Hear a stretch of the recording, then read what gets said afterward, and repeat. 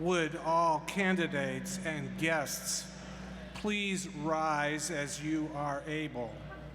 Please remain standing until you are asked to be seated.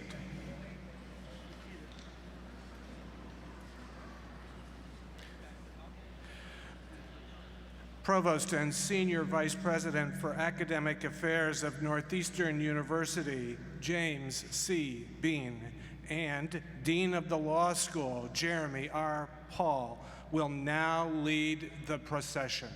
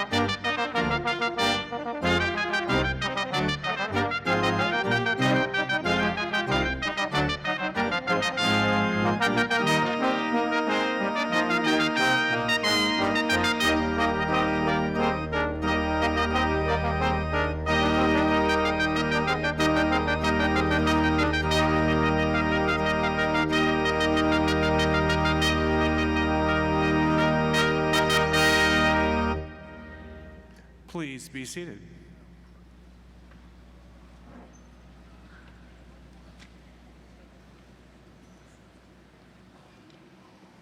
It is my distinct pleasure to introduce the Dean of Northeastern University's School of Law, Jeremy Paul.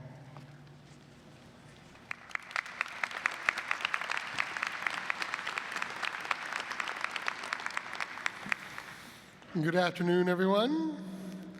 Thank you to each of you joining us today as we do our part to protect democracy and the rule of law in the United States in the best way we know how, graduating another stellar group of Northeastern lawyers. Provost Bean, Professor Painter, members of the Board of Trustees and the Corporation, Justice Botsford, Corporator Citrullo, faculty, adjunct faculty, graduates, staff, families, and friends.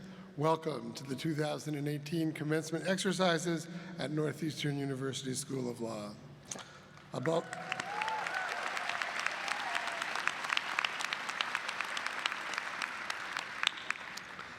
all, welcome to the class of 2018.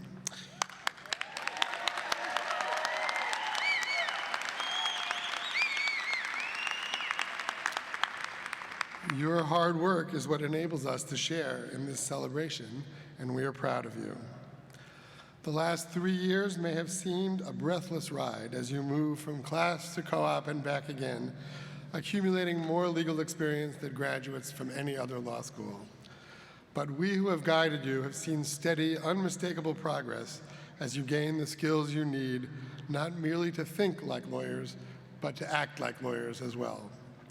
What do I mean by this? You now know how to translate individual stories of injustice into legal arguments that might win relief for clients from all walks of life. You know now that when two parties have a serious disagreement, odds are good that both sides have a point. You know now that if a picture is worth 1,000 words, so too is a good example. Above all, you understand that law is a tool that empowers people to work together, as well as a mechanism for resolving disputes when things break down. Your successes, far too numerous to list, have already begun making a mark far beyond campus walls. Just this month, Tess Foley and Alicia Cook earned the first victory ever for our new Immigrant Justice Clinic.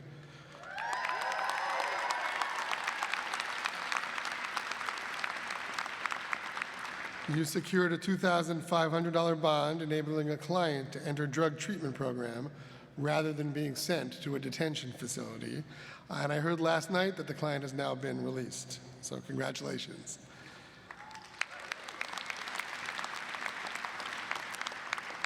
Through extensive research featured in the New York Times, Kylene Burke helped bring closure to an African-American family whose family member was lynched in Mississippi in 1935.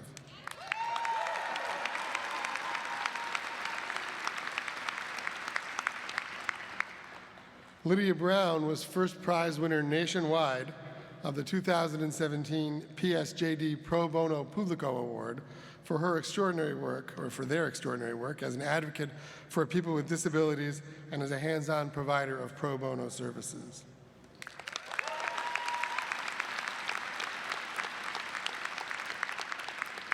Alvin Carter, too, was tops in the nation as winner of the Jan Jansen Award from the American Intellectual Property Law Foundation for his outstanding work in intellectual property, not to mention his role as Innovation Director at the Hip Hop Archive and Research Institute at Harvard.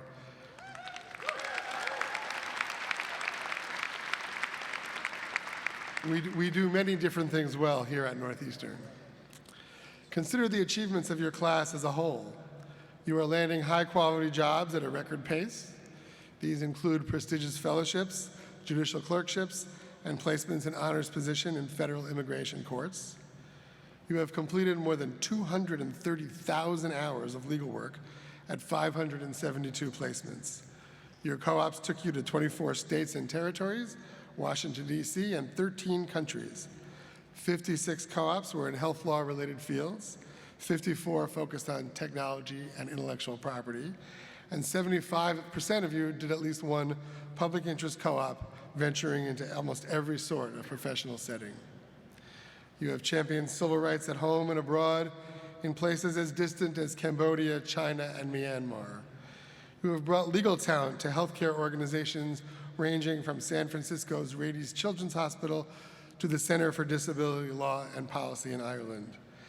You have been at the cutting edge, protecting creativity in places ranging from DataXU to huge computer firms. You have worked at startups and large companies, at labor unions and workers' rights centers, at large law firms and with solo practitioners, with courts and prosecutors of every stripe. You have successfully used our law school's governance process to bring focus to the experiences of African American students at Northeastern. Through your hard work and dedication, you have made positive impacts on the clients you served and improved the reputation of the legal profession. In short, you came to Northeastern because you wanted to make a difference, and you are already doing so. So if the past is prologue, who could doubt that each of you will make your mark in every sector of our economy? Congratulations. Will the audience please join me in a round of applause?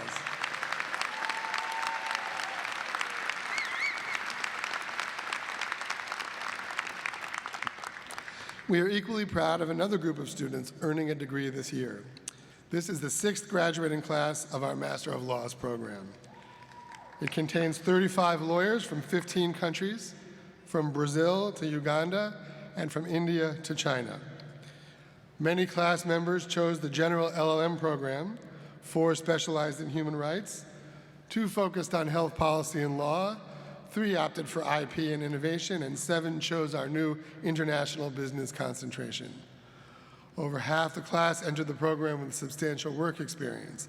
The class includes a district court magistrate, a pharmacy technician, a barrister and solicitor in law, and an Army veteran. LLM students completed co-ops in Boston and Washington and further afield in Cameroon, India, Sierra Leone, and China. We are excited to welcome you to the ranks of Northeastern alums. Please join me in congratulating the LLM class of 2018.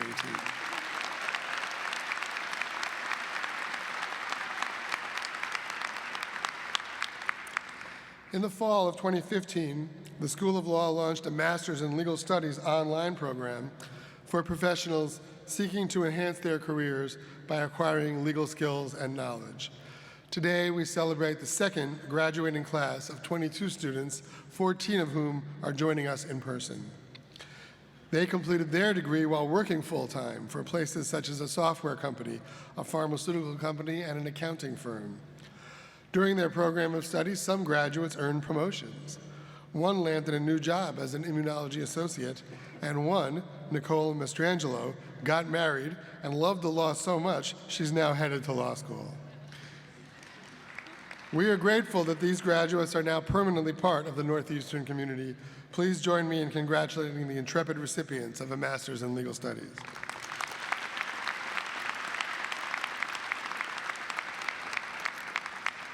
We have a beautiful ceremony planned for you today, and we will get to our student speakers shortly. But before I relinquish the microphone, I have one final message for all the graduates who have accomplished so much to reach this day.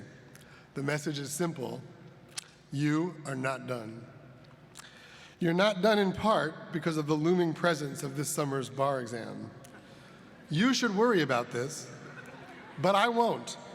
I will tell you what I told last year's graduates. If you study, you will pass. They did at record rates. So will you. One successful graduate even sent me a note saying he used my slogan to help him study. Please follow his lead. But when I say you are not done, I am referring to something far more transcendent. No students, since those who began law school right before Pearl Harbor, have graduated into a world that is more different from the one that existed when they started. And to be perfectly frank, we did not design your education to fully prepare you for what you are now facing. When we taught you torts, contracts, and constitutional law, we envisioned a world in which the rule of law mostly prevailed. The press was mostly unchecked, and free and fair elections were something every American heartily embraced. You learned your lessons well for those conditions, and that's why you're not done. Your faculty could never have imagined a fired FBI director comparing the President of the United States to the head of an organized crime family, or that the President himself might threaten the credentials of the media or call a distinguished member of the federal bench a so-called judge. These radical alterations in our body politic are not normal, and they are not good for lawyers. One need not take a partisan position to state that it is not normal for a president to treat the Department of Justice as if it were his personal law firm. It is not normal for a president to hide his tax returns or to continue running his business while in office. It is not normal for cabinet officers to spend taxpayer dollars on extravagant furniture, excessive security, personal junkets, or soundproof booths. It is not normal for high school students to take it for granted that random shootings can strike at any time, killing and maiming themselves and their classmates. It is not normal for African Americans to feel for their lives when they are pulled over by police officers. Above all, it is not normal for public officials to lie to us and then refuse to fess up or apologize when they are caught dissembling.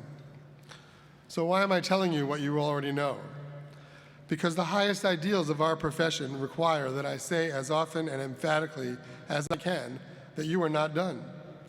It will fall on you and your generation to return the rule of law and commitment to democracy to their proper place as the normal conditions of everyday life.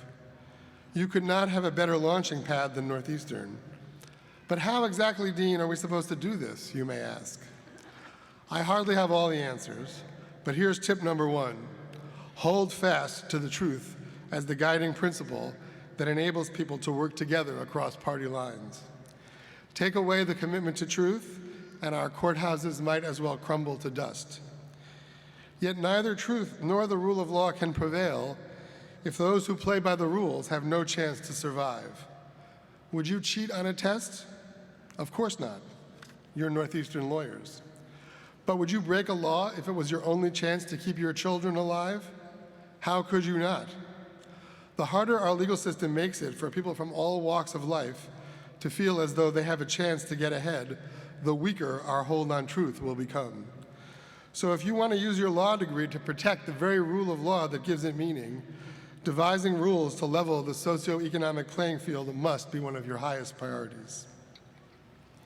Tip 2 requires you to acknowledge that you're not done. Keep building your skills.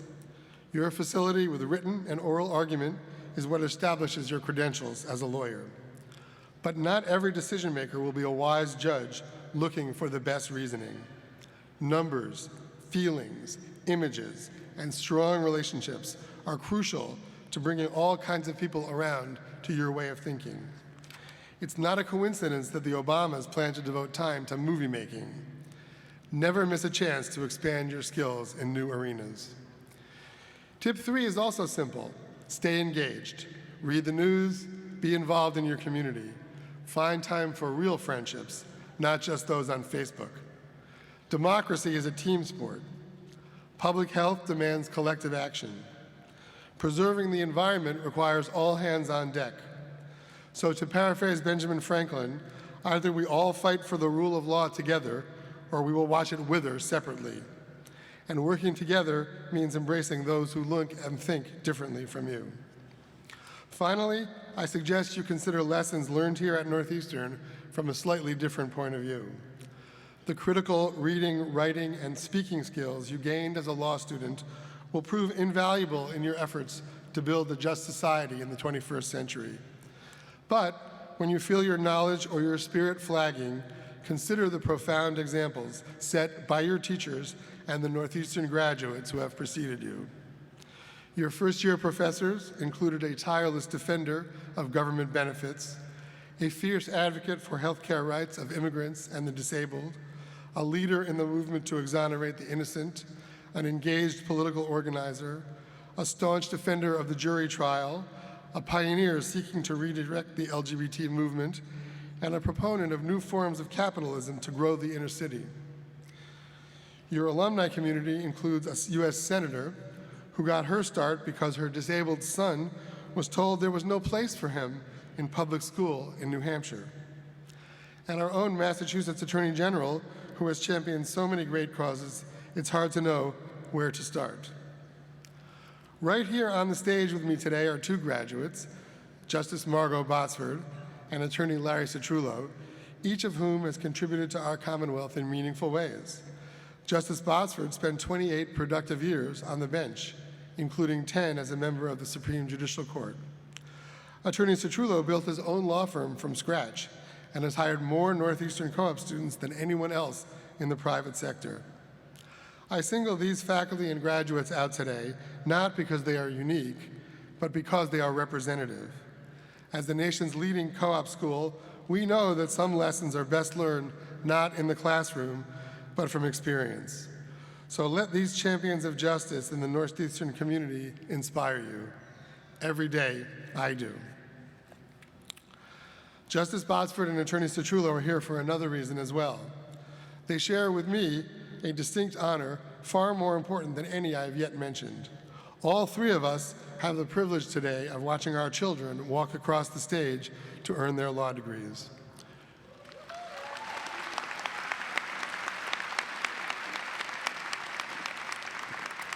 We are not alone in our joy. No one completes law school without a great deal of help. Assistance comes from parents and partners, from grandparents and siblings, from children, aunts, uncles, cousins, and in-laws, from friends and neighbors.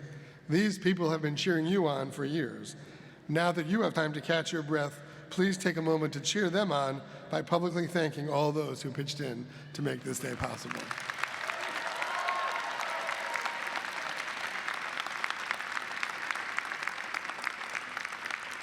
Finally, we have one last but very important thank you. Our beloved colleague and former Dean Roger Abrams, who came to Northeastern University School of Law in 1999, is retiring from his position as Richardson Professor of Law on June 30th. A prolific scholar who seemed to write at least one book every year, he is highly respected, you might say a heavyweight, in the fields of sports law and labor arbitration. His relentless good cheer, fine sense of humor, and deep knowledge of his subjects made him a highly popular teacher. A graduate of Harvard Law School, Professor Abrams also served as dean at Nova Southeastern University School of Law and Rutgers, and as a practicing lawyer at Foley, Hoag, and Elliott. Roger will be greatly missed, and I regret that he was unable to be with us today, but he will return next October for the law school's 50th anniversary. I hope to see many of you there. Please join me in thanking Professor Abrams for his outstanding contributions.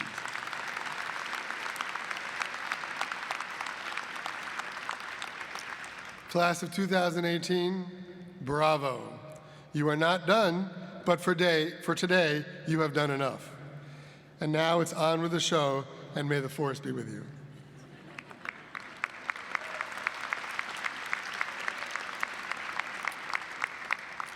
Our first student speaker is Alexandra Tarzikhan. Ms. Tarzikhan is a dual degree student who has completed her master's in public health at Tufts School of Medicine. She left her hometown of Aleppo, Syria in 2011 at the start of the war to begin her undergraduate studies with us. But she has not left concern for her homeland or for the plight of refugees behind. In law school, she traveled to Lesbos, Greece, to help support refugees throughout the asylum procedure. She has also volunteered with the Emergency Rescue Center International and in several refugee camps in Lebanon and Jordan. Back in Boston, she applied to become a Clinton Global Ambassador and created an initiative to help resettled Syrians here. She was named to the Huntington 100 and recently gave a TED Talk at Tufts to raise awareness and humanize the refugee crisis. Listening to her story of how she was affected by her experience helping other refugees gives new meaning to the phrase, learning by doing. It is my pleasure to introduce Alexandra Tarzikhan.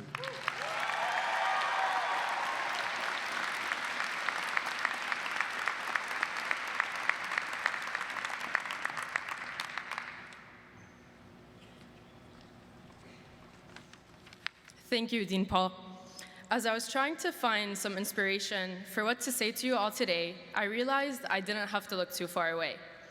Many of you have done co-ops at Reebok, the ACLU, Mintz Levin, the Attorney General's Office, Partners Healthcare, completed judicial clerkships in juvenile courts, land courts, and accepted international fellowships in Cambodia, Greece, and India.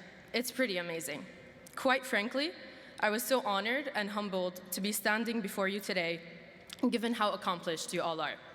So, I want to begin by asking you to look to your left and look to your right and see how proud and how accomplished you all are so far.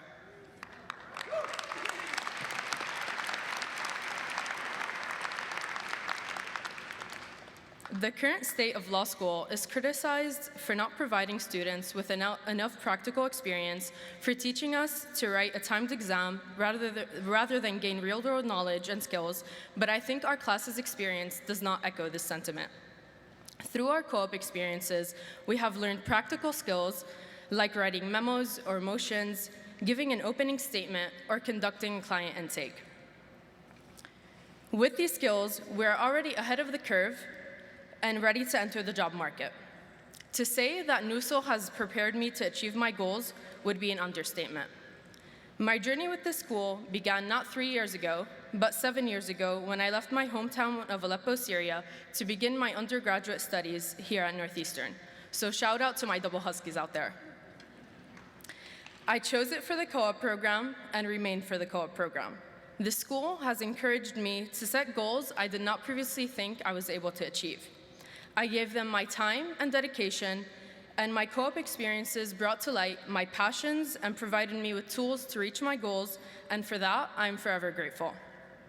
NUSO also led me to all of you, peers and friends who have now become family. What amazed me in all of you was your collaborative spirit, support, and the unity you showed me and one another, no matter what cause we were fighting for. At what other law school is a Google Drive folder with helpful course outlines? Honestly, they were a lifesaver. Where else are you welcomed and greeted with yummy food when you should be studying for finals but really need a break? Where else are you given a receipt for a donation made to a nonprofit organization that helps Syrian refugees as your secret Santa gift? LO10, not going to lie, I think we're one of the best. I would also like to thank my parents. When you gave up everything and came to the US to provide my brother and I with opportunities you did not have, I don't think that you envisioned me to be standing here before you today. The diploma I receive is just as much yours as it is mine. I encourage you to look around the room right now and thank the people that have helped you make it here today. Parents, siblings, friends, family, professors, staff, and mentors.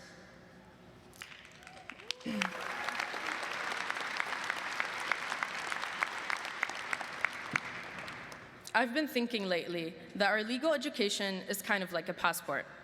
The 2 letters that you receive after today can affect change across borders, provide you with a deeper understanding of the world, can open many doors, and most importantly, allow you to advocate for those that are unable to speak up for themselves.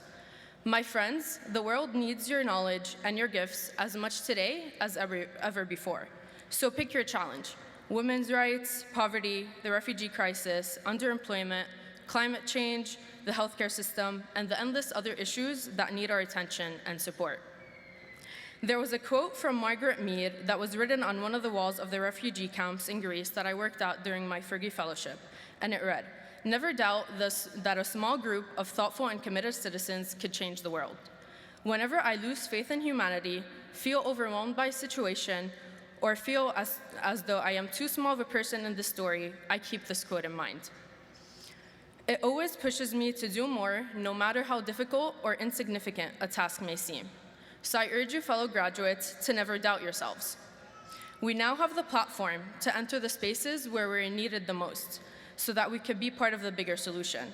You may sometimes feel small, but I would urge you to think about the lives you can impact and the people you could touch. I encourage you to take a moment and reflect on why you came to law school. And remember that it is our will and deep desire to effect change that drove us all.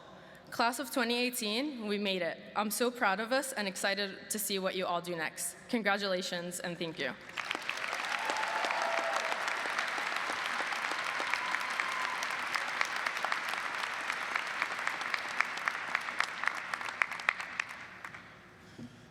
Thank you, Alexandra. I'm equally delighted to introduce our second JD speaker, Ms. Jen Samantha Richey. Ms. Richey is a summa cum laude graduate of the University of Hawaii at Manoa, where she studied communicology and political science. In law school, she concentrated in labor, work, and income, and distinguished herself as the Northeast Regional Champion and Best Oralist in the Thomas Tang National Moot Court Competition. She also served as co-chair of the Asian Pacific American Law Students Association and as secretary for the Women's Law Caucus. She leaves Northeastern having earned a highly prestigious Equal Justice Works Fellowship. For non-lawyers in the room, that's kind of like a Marshall Scholarship for law grads, sponsored by the law firm of Faber, Dauffer, and Etrado. This fellowship will enable Ms. Richey to work as a new lawyer at the National Center for Law and Economic Justice. Please welcome Ms. Richey to the stage. Thank you.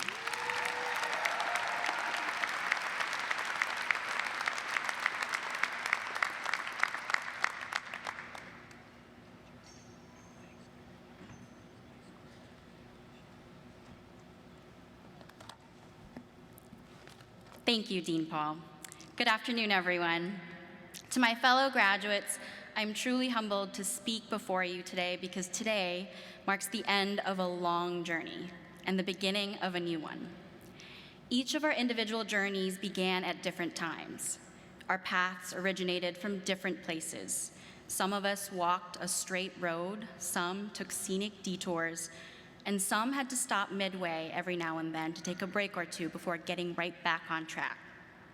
Some had to travel more difficult roads, and some blazed their own trail ahead of others. But all paths converged here at Northeastern and have led us to today, our law school graduation. My own journey began exactly about 15 years ago when I was 9 years old on a plane departing Manila, Philippines for good, headed towards Honolulu, Hawaii. At that time, when my family and I immigrated to the United States, I did not know that I wanted to be a lawyer. In fact, I didn't really know how much I wanted to be a lawyer until I completed my first semester of law school. I remember going home for the holidays after finals and telling my mom, I feel like I'm in the right place at the right time, doing what I was meant to do all along.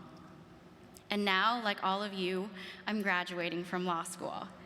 I'm fortunate to have this opportunity to become a lawyer, all because of my mother, who was my very first teacher, my very first cheerleader, and whose strength I try to emulate every day. And all because of my father, who didn't blink an eye when he enlisted in the Army after getting off that plane immediately 15 years ago, and whose military service and personal sacrifices have made law school financially possible for me. Whether you started off knowing your destination from day one or realized only later on where your path was taking you, your support system deserves your earnest gratitude for being with you every step of the way. So on behalf of my fellow graduates, thank you to all of the parents, grandparents, siblings, aunts, uncles, significant others, mentors, professors, and friends for your patience, your understanding, and your unwavering support. Graduates, if you'll join me, please give your support system the rousing round of applause that they truly deserve.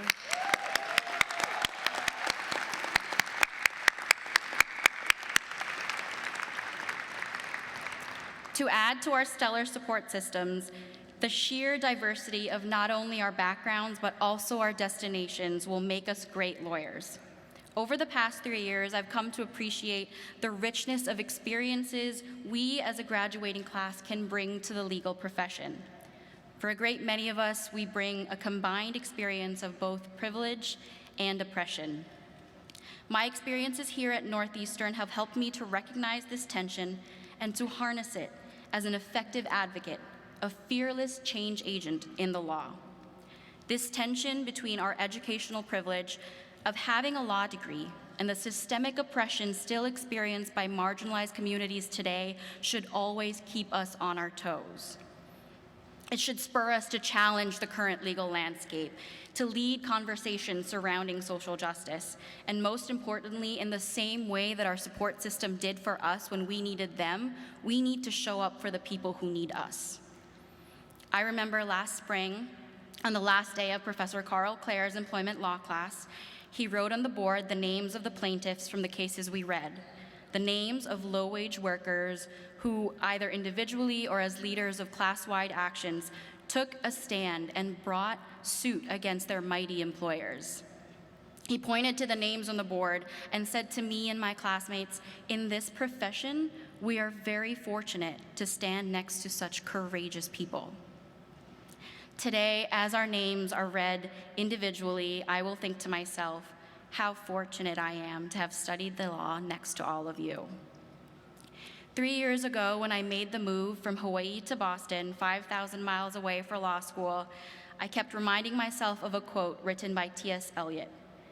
"Only those who will risk going too far can possibly find out how far one can go."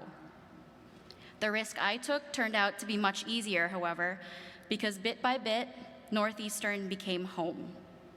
When I attended my first annual Apalsa potluck at Professor Wu's house, when Lauren, Jackie, and Karina welcomed me as a new roommate last year, when members of the best law office ever, LO7, made working on our social justice project about zombie debt much livelier than it sounds, and when Trisha Gold and Destiny Aguero in the co-op office willingly read every single resume draft I sent to them. With each moment, this community became my family. Although T.S. Eliot was technically correct, I believe that the challenges we face are made easier by the support we are very lucky to have. And class of 2018 will always have each other's back, so there really is just no telling how far we can go. Congratulations, safe travels, and thank you. Aloha.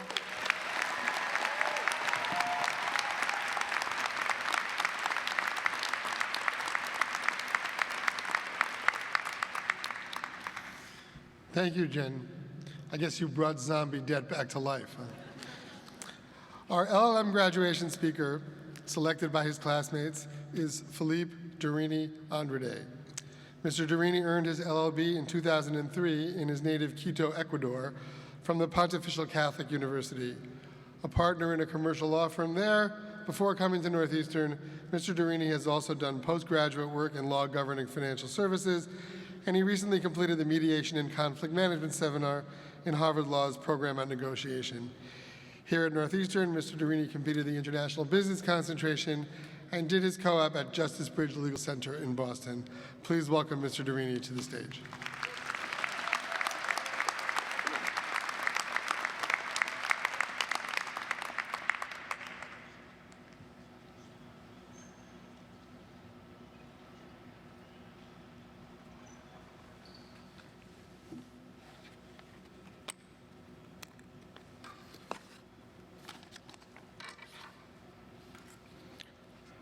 Provost Bean, Dean Paul, Director Cassidy, faculty members, colleagues, family, friends. Thank you for your attendance here today.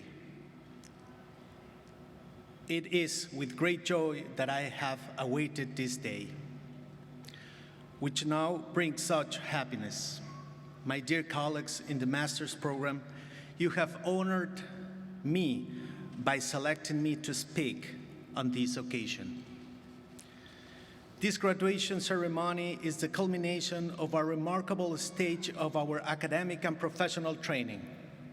It is a dream that has now become a reality, made possible here at Northeastern University School of Law, a center of innovation and critical awareness, a place to discover alternatives, confronting changes, circumstances, as we assume our responsibility of creating a better world.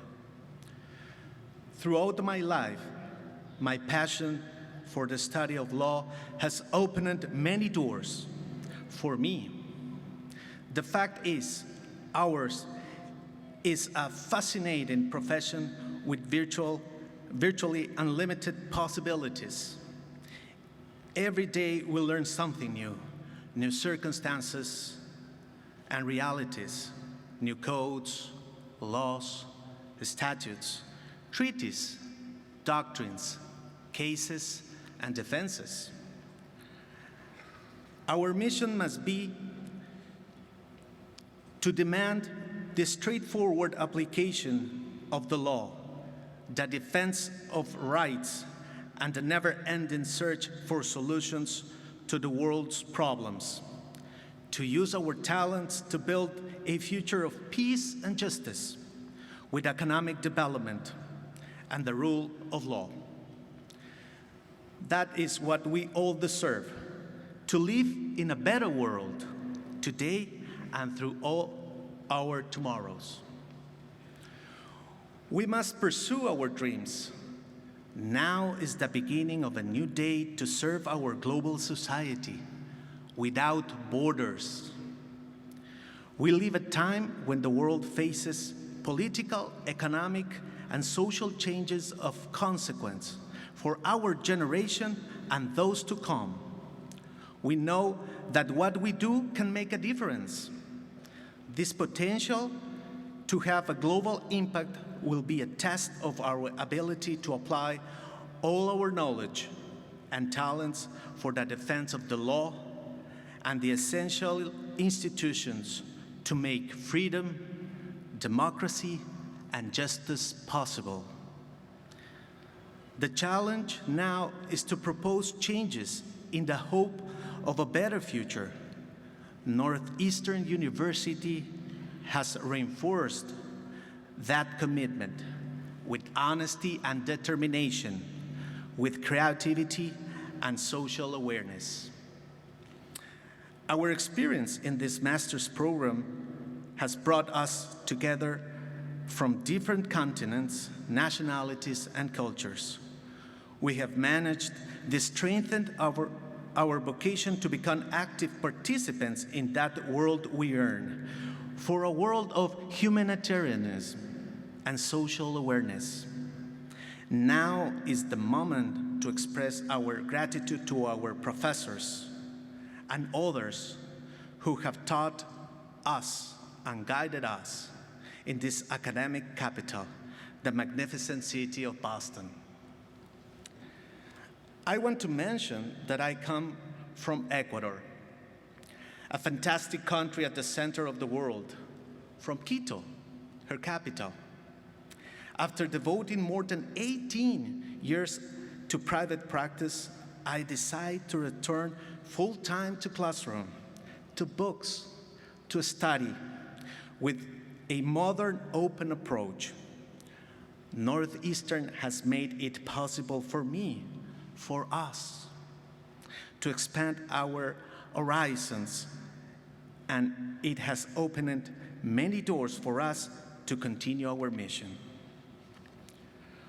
From now on, we must maintain our leadership, transmit our knowledge to others, fulfill our duty to help others, and practice our honorable profession with nobility and honesty.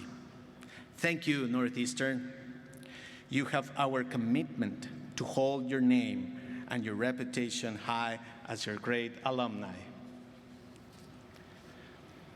Thanks to all the families that have supported those of us in the LLM class of 2018.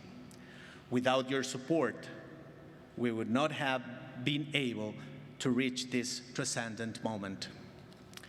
Finally, I want to thank my father, who passed away during my LLM studies, to my mother and my brother, his wife and my nephews, who have encouraged me throughout this program. My father now is with God in eternity, and from there, he accompanies me in my heart and remains next to my soul. See you, Dad. Thanks for everything and so much more. Congratulations, class 2018.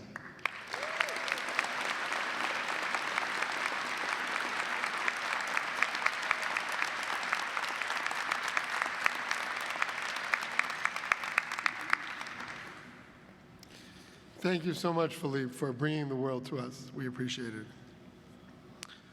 Our faculty speakers need no introduction to the class of 2018, which selected them. Professor Lucy Williams is an international expert on government benefits, and she just returned from Wuhan, China on a Fulbright Award. She is a beloved teacher of federal courts and civil procedure and the faculty director of our Center for Public Interest Advocacy and Collaboration. Carl Clare is Matthews Distinguished University Professor of Law. His highly acclaimed work on the South African Constitution earned him an honorary doctorate from the University of Pretoria, an honor first given to Nelson Mandela.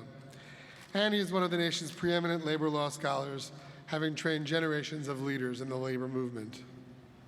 The two professors were chosen as a team because they have been joined at the hip for more than 20 years in steadfastly defending Northeastern's historic public interest mission. I am proud to call them both friends as well as colleagues and introduce them to you today. Thank you.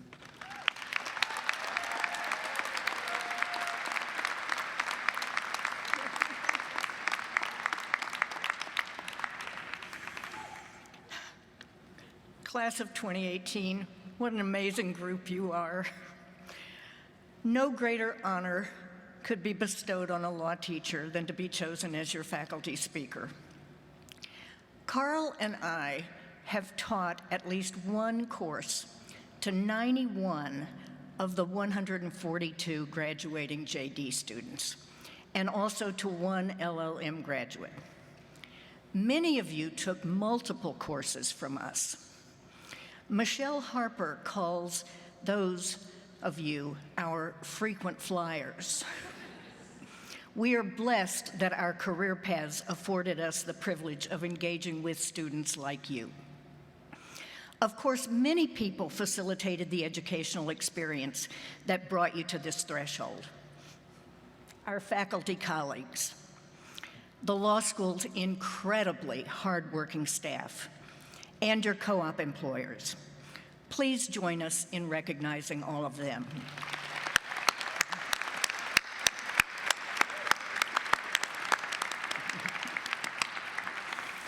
And then, once again, we want to ask you to recognize all the other wonderful people who are here that have supported you. Your parents, spouses, significant others, loved ones, and friends who all have been so indispensable to your success.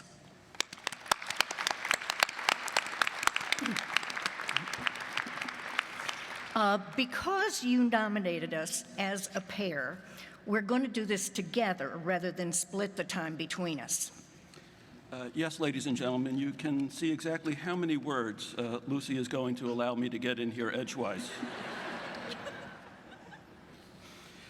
Lucy and I traveled very different paths, but political history and sheer luck brought us together to stand before you at this moment. Excuse me? standing? Carl may think he knows something about standing. But let me tell you, those of you who took my Fed Courts class know something about standing. He doesn't know squat. Okay, so you can see what I'm up against. I grew up in the Bronx, a child of the Cold War. McCarthyism hung like a cloud over my left-leaning union organizing parents. I grew up about 1 million miles away in East Texas, the daughter of a Southern Baptist minister. My dad received death threats in the 1950s because he preached racial integration. On our different paths, we experienced the defining political events of our generation. Black school kids braving police dogs, water hoses, and bombs in Birmingham, Alabama. The murder of nonviolent civil rights workers. Searing images of napalmed Vietnamese peasants. Peacefully protesting students fired upon at Kent and Jackson State universities. In the space of a few weeks, exactly 50 years ago, the assassinations of Dr. Martin Luther King and Robert Kennedy. But along with the tragedy, we drew inspiration from so many people, including many lawyers and their brave clients who took risks to create a more just society. Like many of our generation, Lucy and I became lawyers in order to contribute to making a better world. Somewhere along the line, we each got it into our head the crazy idea that teaching law might also be a way to make a contribution to social justice. If law teaching could be done in a way that empowers students, that trains them to identify the transformative potential embedded in every legal context, that shows students how to challenge the dominant narratives and dislodge settled patterns and hierarchies, and that cultivates the instinct always to ask not only what the law is, but what it should be. We and others thought we could make a contribution by teaching law students to stand with, not in front of, their clients, by preparing them to feel the power to speak over their fear, and by showing them how legal practices can be crafted to expand the boundaries of freedom, equality, and dignity in every nook and cranny of social life. This project required a welcoming home. Lucy and I separately discovered that there was and is no better place for this than Northeastern University School of Law. Our paths eventually crossed as colleagues, and with the help of our students, we have been trying to learn how to teach law that way ever since. It's been a great ride, and in case anybody was wondering, we plan to keep doing it for years to come. The issues that dominated our professional growth continue to plague our country in new ways and in ways all too familiar.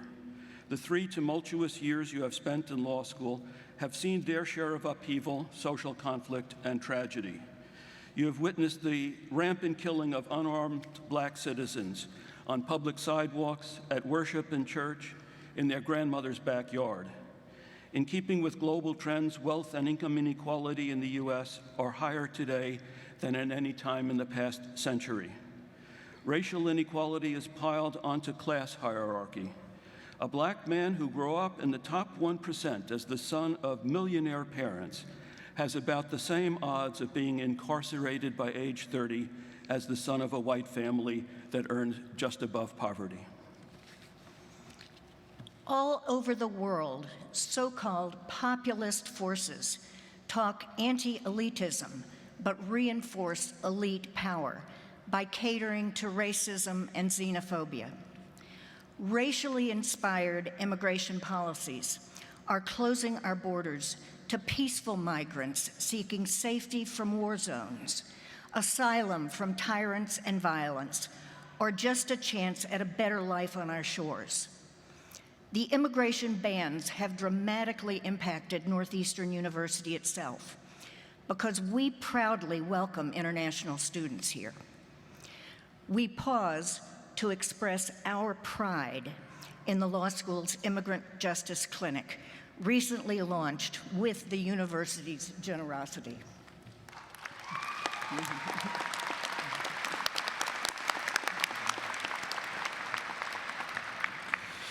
Being an ethical lawyer committed to justice is a difficult job under the best of circumstances. You are entering the practice of law in a divided country at a time when the nation's commitment to legality is itself under threat. You will face acute challenges during your working careers. We have talked with many of you about your aspiration and vision. We know your passion and commitment and imagination and creativity. Your enthusiasm and promise as people and as lawyers is the lifeblood that gives us the energy to keep doing this work. But some of you have also expressed your doubts about whether fundamental change is possible, and your misgivings about whether you are up to the challenge of addressing contemporary challenges. Indeed, all of us sometimes feel overwhelmed and pessimistic about how much lawyers can accomplish for justice in this climate. Well, you picked us to speak. So for one last time, you're going to have to listen to our starry-eyed advice. Here goes. The greatest obstacle to making a better world is loss of hope that we are capable of accomplishing this. But your NUSL education taught you that hope is not a mood or a feeling. Hope comes from knowledge, the knowledge that humans can remake their social and institutional worlds in ever closer approximations of freedom.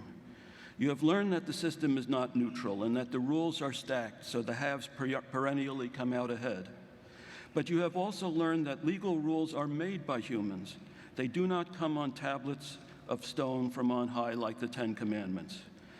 Rules can be changed through legal work in the context of broader activism and deeper cultural awareness. In other words, you have agency. The legal system is not frozen. It is shot full with contradictions and options for the have-nots to claim leverage and, with your help, to turn tables. Being an ethical and committed lawyer means taking risk and accepting that sometimes you're going to make mistakes. Practice involves losses and missed opportunities, as well as sweet victories. You will learn from these and move forward. And what do you do when courts or legislatures suddenly overturn the civil and voting rights, the anti-poverty initiatives, and the labor law victories that have been painstakingly achieved over generations?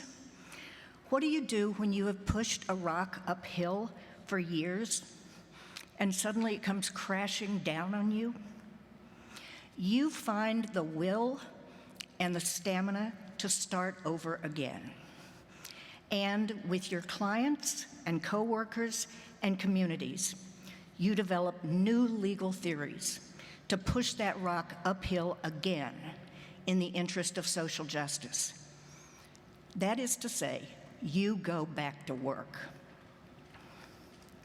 Listen to the words of Adrienne Rich's poem, For Memory. Freedom. It isn't once to walk out under the Milky Way, feeling the rivers of light, the fields of dark. Freedom is daily, prose-bound, routine remembering.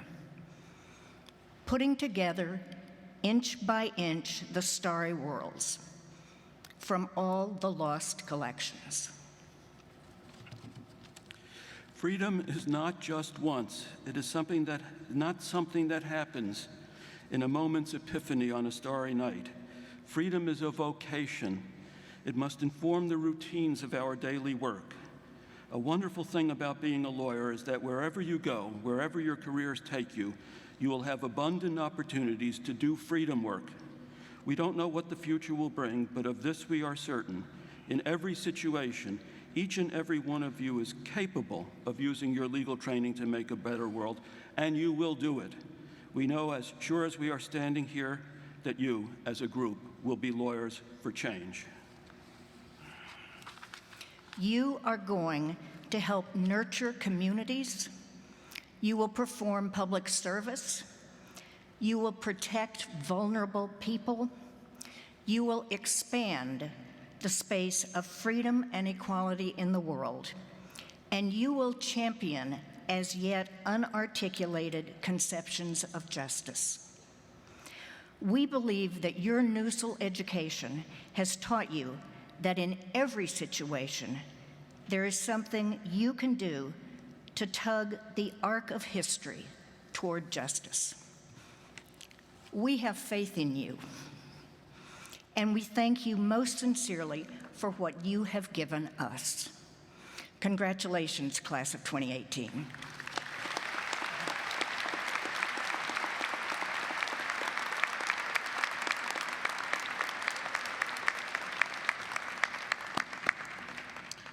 Well, thank you, Professor Clare and Professor Williams. It is my pleasure to call upon Vice Chair of the Board of Trustees, Catherine S. McHugh, to escort Richard W. Painter to the podium.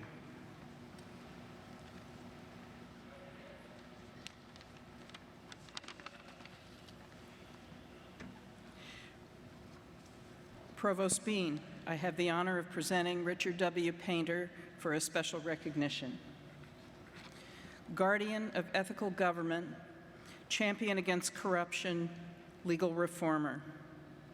As a lawyer, legal educator, and public servant, you have earned renown as a standard bearer for ethical government, keeper of the public trust, and relentless advocate for federal anti-corruption laws and regulations. Serving with distinction as Chief Ethics Attorney in the George W. Bush administration, you held White House staff and senior leaders in the executive branch to the highest standards in their service to the American people. As co-reporter for the American Law Institute's Government Ethics Project, you have helped to chart a wise code of conduct for public officials in the 21st century. You have shared your insights and judgment with generations of students as a professor of law at the universities of Illinois, Oregon, and Minnesota, and as a residential fellow at Harvard University. And through your books and writings in the national press, you have cast a bright light on complex ethical issues in government, including campaign finance reform. As Vice Chair and Board Member of Citizens for Responsibility and Ethics in Washington, one of the nation's premier nonpartisan watchdog organizations, you battle the corrupting influence of big money, working tirelessly to hold public officials accountable for actions unethical and illegal. Therefore, on the occasion of your address to the Northeastern University School of Law's graduating class, we declare our admiration and gratitude for your commitment to good government and public service, and for your dedication to upholding and safeguarding the most noble principles on which our cherished democracy depends.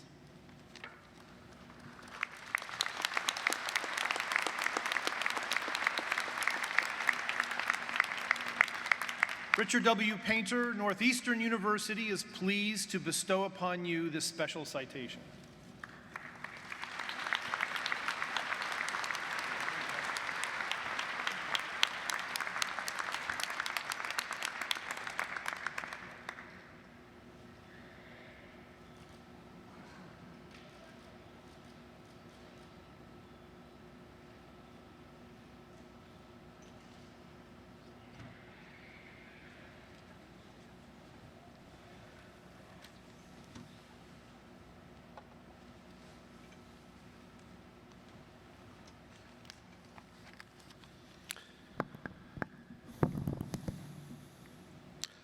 I am honored to introduce Professor Richard W. Painter as this year's commencement speaker.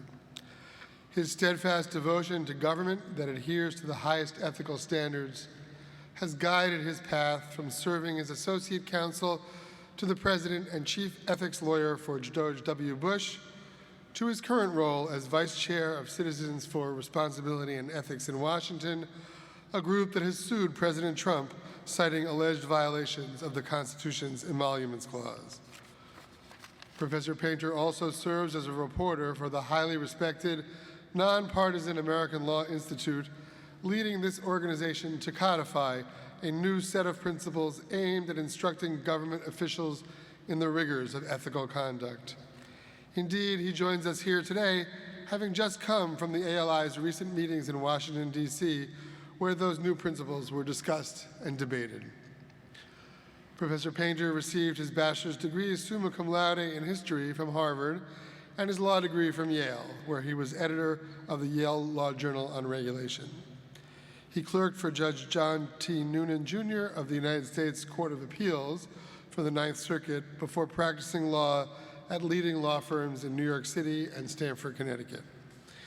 His distinguished academic career includes his current position as S. Walter Richey Professor of Corporate Law at the University of Minnesota Law School, where he has been since 2007, as well as prior tenured faculty positions at the University of Oregon School of Law and the University of Illinois College of Law.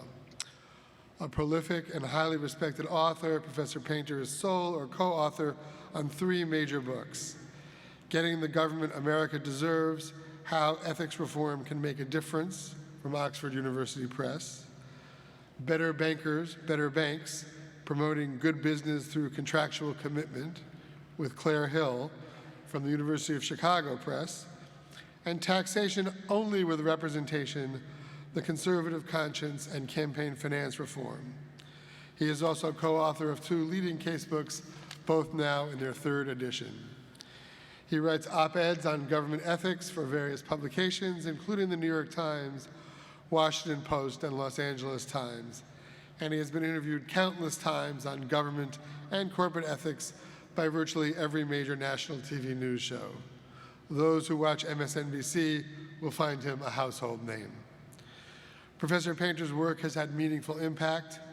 A key provision of the Sarbanes-Oxley Act of 2002, requiring the SEC to issue rules of professional responsibility for securities lawyers, was based on earlier proposals Professor Painter made in law review articles and to the ABA and the SEC. Above all, in our age when political polarization has led too many Americans to root for their political party as if they were cheering the Yankees or the Red Sox, Professor Painter has shown the courage to challenge his former political party rather than abandon his principles and commitment to honest government. His tireless efforts to battle corruption in all its forms should inspire all who believe, as I do, that anti-corruption efforts will be a dominant public interest issue in the 21st century. I am proud and honored to present Professor Painter to you today. Thank you.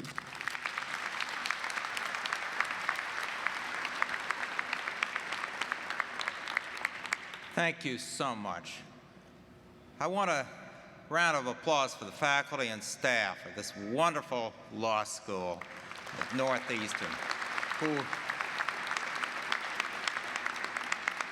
they worked tirelessly to bring you to where you are today, and along with your hard work, their support and your hard work has brought you now to the Juris Doctor degree, and then to a bar passage, and then on to the bar. Congratulations, counselors.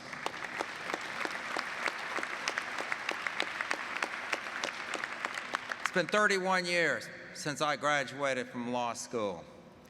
A lot has happened since then, and I'm proud of you.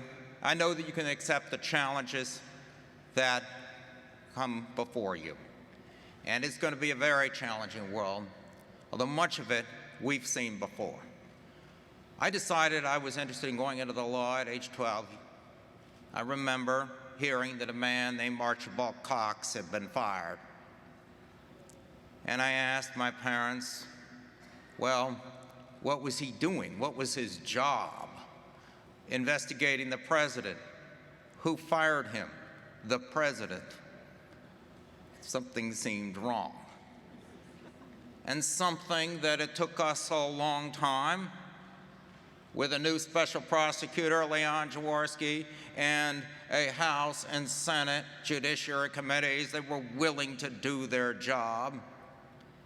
It took us time, but the matter was set right. Many of the challenges that are before you today, we have seen before.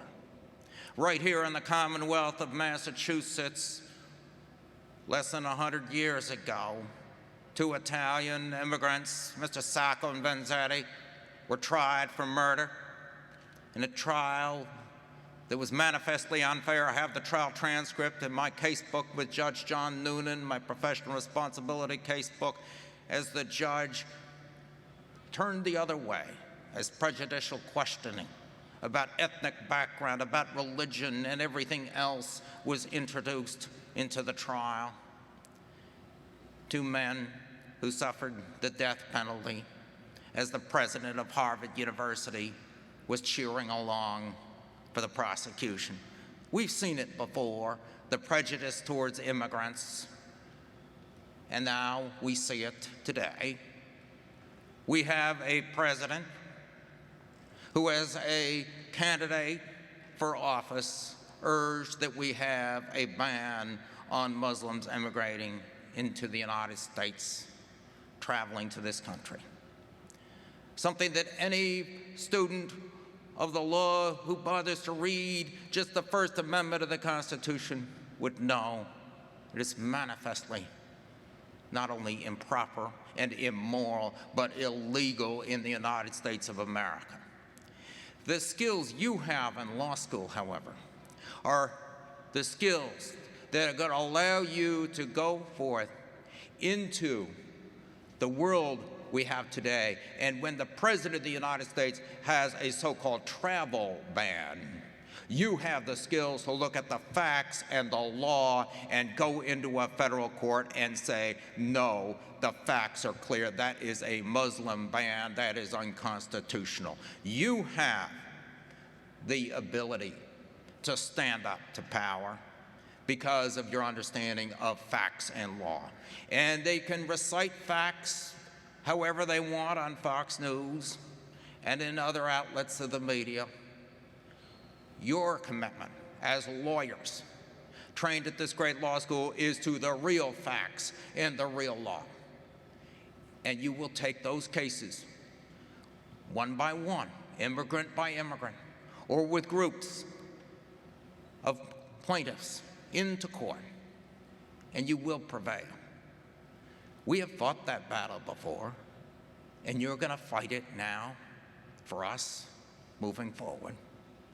We have seen attacks, vicious attacks on the freedom of the press, not so much in this country in the 20th century, but we certainly saw in Germany in 1932, in the presidential election, and then in the parliamentary elections thereafter, vicious attacks on the so-called lying press. And we saw where that led. You have an understanding of not only the First Amendment right of freedom of the press, but the ability to understand how facts and law intersect. And so when you see powerful government officials use various strategies, supposedly neutral strategies, to silence the press, whether it be attacks on Amazon because of the connection with the Washington Post, whether it be attacks on NBC's license, or other attacks that we have seen in recent years on the freedom of the press. You have the understanding of how facts and law intersect to, when needed, go into court and defend the freedom of the press. Our Constitution depends on you. You understand, when you read the Constitution, what the founders intended when they talked about a well-regulated militia in the Second Amendment. We don't hear much talk about that part of the Second Amendment, do we? And that's not what's going on in this country right now. And that we need to be able to protect our children, to have a safe society. and that we can do so in conformity with the standards set forth in the Constitution and the right, yes, to bear arms in a well-regulated militia, which is not what we have. And you can accomplish change in the legislature, and you can explain to members of state legislatures throughout this country and to the United States Congress what the Second Amendment really means, because you've done your homework. You don't just simply learn about it from Fox News, with all due respect to Tucker Carlson. You understand corruption because you've seen it. Now, corruption we've had in our government for a long time. Campaign finance, terrible corruption, where public officials kowtow to the interests of political action committees and those who organize super PACs and dark money organizations. But many people either chose to ignore it, assume it wasn't there, or become so alienated from the political system that they checked out and did not participate in representative democracy, did not vote, or voted for protest candidates who promised to drain the swamp and shake everything up.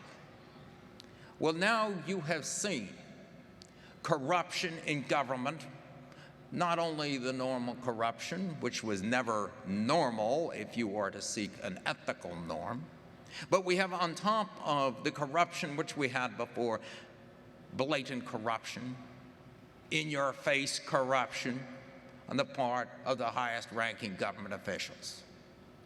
We have blatant violations of a provision of the Constitution which you may never have learned about in a constitutional law course a few years ago, the so-called Emoluments Clause. Yes, it's basically the no foreign government payoffs clause of the Constitution. You didn't hear about it because we didn't worry about the potential corruption of high-ranking United States government officials, not just by domestic campaign finance, but by foreign governments. But now we see it directly in our face from none other than the President of the United States. This is corruption that the founders understood. And that's why I put that clause in there to protect our country from corruption from foreign governments through business dealings with United States government officials. What is the point of having the Tea Party here in Boston Harbor, throwing the tea in there in a revolution, and then you're going to have a president who's buying and selling tea with King George? Don't think so. So they figured that out, but we didn't pay much attention over the years. Well, now we have to, because it's serious. It's a serious threat to our country when foreign governments believe and actually can exercise a great deal of influence, not only over our elections, but our government officials through financial relationships. And I will not go on and on about the multitude of examples of violations of this critically important anti-corruption provision of the Constitution. But once again, successful litigation, including the case of the Attorney General of the state of Maryland and the District of Columbia, which I assisted with, that has gotten beyond summary judgment, that the motion to dismiss, that has survived the standing argument. Remember, standing is absolutely critical. I ran into some trouble with that in my emoluments case up in New York.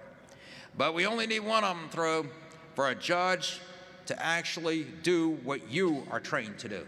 Look at the facts and the law. What are the facts with respect to that hotel in Washington? The hotel that used to be government property that was leased to Donald Trump. What are the facts about the foreign government money coming into that establishment? And the room rates, which are several $100s more than the room rate at the other fancy hotels in town. What are the facts and what is the law? And we are going to have a judge explain to the President and to the Justice Department that the Emoluments Clause means what it says it means. Emolument is a profit or benefit, as set forth in Dr. Samuel Johnson's 1755 dictionary. Justice Scalia, the late Justice Scalia, I would think, would agree with the dictionary interpretation of the Constitution. Well, maybe not when it's not convenient, might have been the approach. Well, I would hope that the courts will look at the law and what the founders intended and look at the facts. That is just one of many, many examples that we confront today because of this administration. But corruption has been with us for a long time. As I said, just beneath the surface, ignored, tolerated for too long by members of the bar. And that is where you come in, because you went through this experience of watching what has happened to our government in the past 2 years. I believe you are going to have a lot higher standards than my generation did. We should have learned from President Nixon and what happened there. But one way or another, we didn't. We got distracted in the 1980s by making money and all the things that were going on, and people just assumed that that was an aberration. But your generation has watched what has happened to our democracy. And as lawyers, you are going to focus on what is really going on in our government. When you see members of the United States House and Senate have large holdings in energy companies and in defense companies and in drug companies, medical device companies, insurance companies, you're going to say, I understand that's a conflict. We cannot tolerate that. We need to change the ethics in public service, including in our state houses. And let's focus on the facts. Perhaps that is why the financial conflicts of interest in our campaign finance system, that is why we don't have a healthcare system that works, why we don't have the single-payer healthcare system that is used in just about every other industrialized country, why when you get a job, your healthcare is tied to your job, which makes you immobile. When you want to start a new law firm or a new business and you want to hire people to work for you, you have to worry about their health insurance because we have this irrational connection between your health insurance and your job. But this is a policy question. But why is the United States so different? Why don't we change? And then you look at what's going on in government and you see the PACs, the super PACs, of the drug companies, the medical device companies, the insurance companies, and you see the stock ownership of the members of Congress and of the Senate, and the financial conflicts of interest in the state houses. It will be your job as lawyers to take your understanding of both facts and law into the broader world, to achieve social justice, to fix our healthcare system, to put into place a rational system that makes sense, similar to what the rest of the world, industrialized world, has had for a very long time, to address the student debt problem, one of the few countries that sends our younger generation out of colleges and graduate schools with enormous amounts of debt, completely irrational. But once again, problems that will be solved when we address the basic corruption problem in our government, and we insist that our elected officials, whether in the Massachusetts, the Commonwealth, the State House here, or in Washington, adhere to the Constitution, adhere to the law. Congratulations, you are now lawyers. This is your job. And I hope you do a lot better job than those of us who tried. I guess I deserve Best Efforts Award for that White House job. I'll walk off with that. But it's your job, and I know you can do it. You're going to be great lawyers. Congratulations.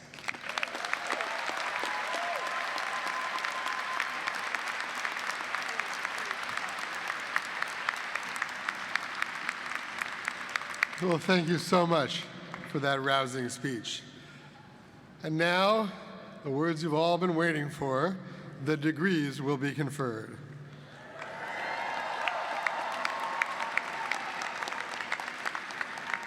Provost Bean, it is my privilege to report to you that the candidates here assembled and others have qualified in all respects for the degree of Juris Doctor, Master of Laws, or Master of Legal Studies. They have successfully completed curricula offered by the School of Law and have been recommended by the faculty and the Council of Deans to be awarded degrees in recognition of their academic accomplishments. Will the candidates for the degree of Juris Doctor please rise and remain standing until your degree has been conferred? Provost Bean, I am honored to present the candidates who have qualified in all respects for the degree of Juris Doctor.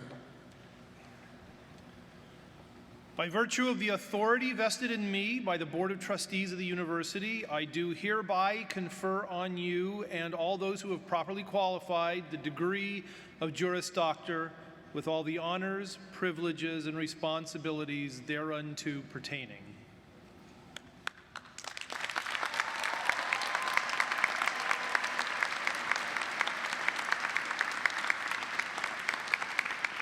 Those were the magic words. Okay. Will the candidates for the degree of Master of Laws or Master of Legal Studies please rise and remain standing until your degree has been conferred? Provost Bean, I am honored to present the candidates who have qualified in all respects for the degree of Master of Laws or Master of Legal Studies.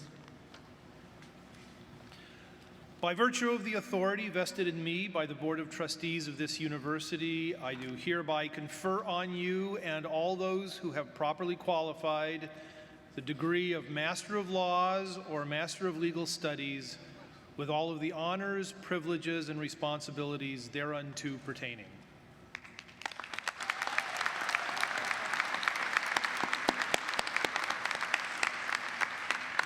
Will the graduates please be seated? The marshals will now present the graduates to the platform. Karina Guzman and Alvin Carter will announce the name of each Juris Doctor graduate as they are presented to receive their diplomas. The Juris Doctor graduates will be hooded by Associate Deans Kristen Madison and Margaret Wu. The Master of Laws graduates will be announced by Maureen Jackie Usimwe and will be hooded by Directors Patrick Cassidy and Professor Sonia Roland. The Master of Legal Studies graduates will be announced by Nicole Soloma Mastrangelo and hooded by directors or faculty members James Rowan and Professor Dan Ehrman.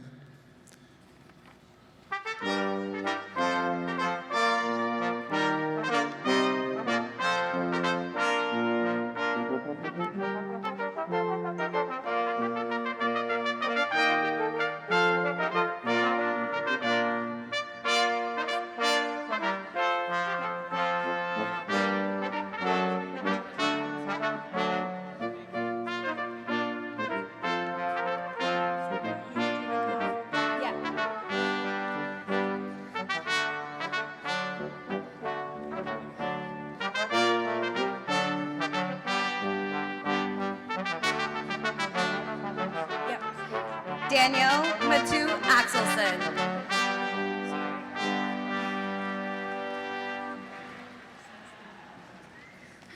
Danielle Matu Axelson. Kareem Argrabali.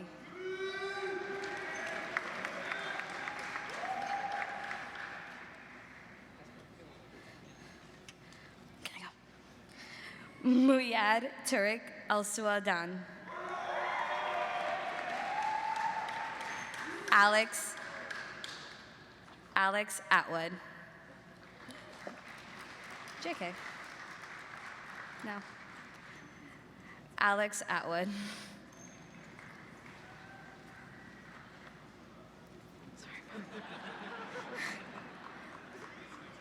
Sorry. Kyle Jennings Banfield.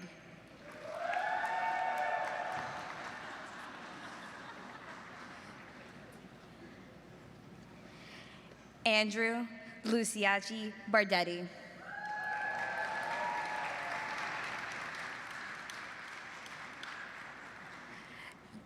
Jeremy C. Bardsley.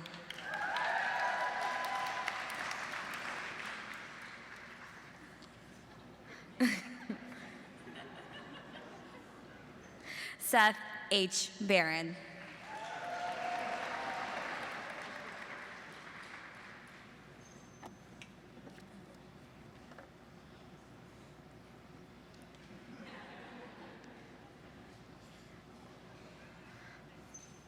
Daniel J. Bateson.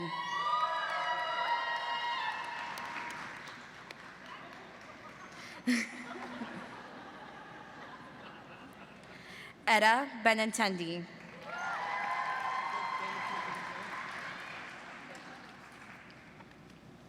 Angela J. Benoit.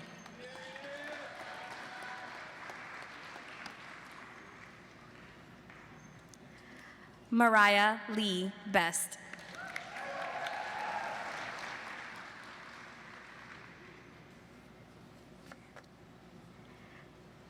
Jason Guy Blanchett.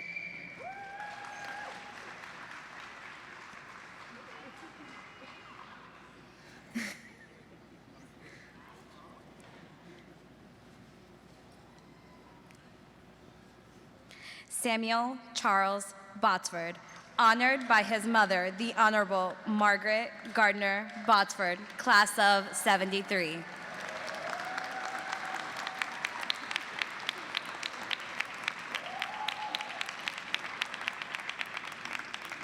Jennifer Louise Boyd.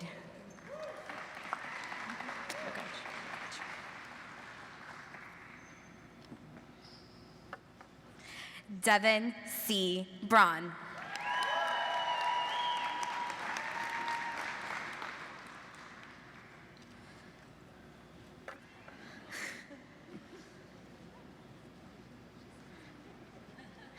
Thomas J. Broom.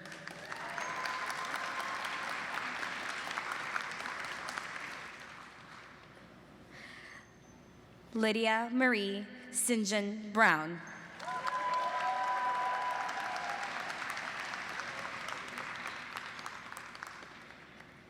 Victoria Lynn Brown.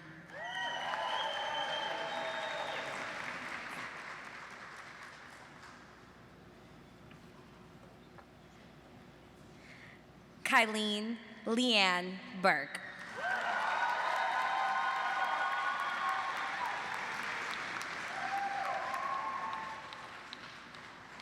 Sarah Jenny Butson.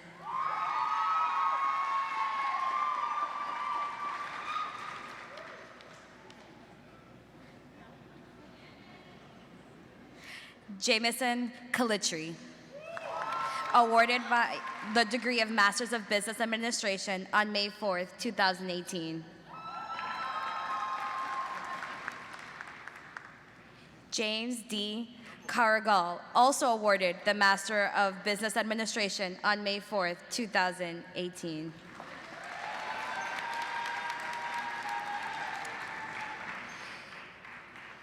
Gianna Marie Casola, hooded by her cousin, Nicole Costanza, class of 2014.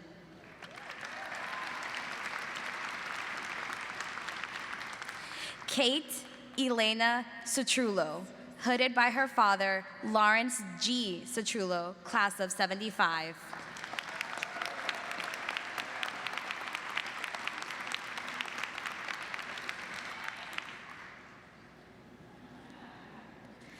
Natasha Chabria.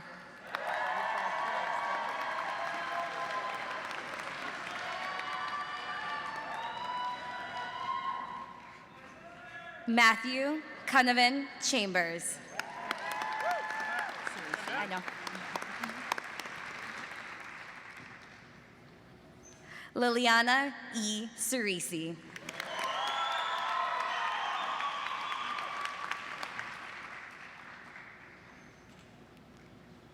Jared Michael Collins.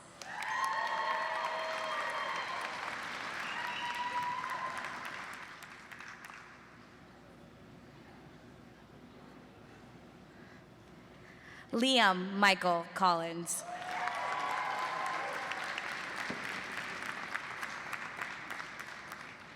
Alicia Marie Cook.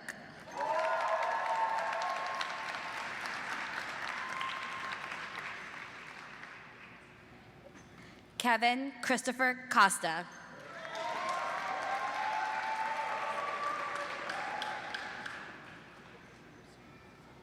Connor Johnson Crowley.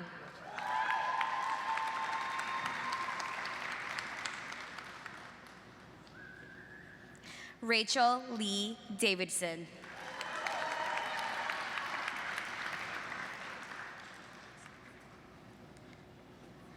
Christine Ashley Delo Huang.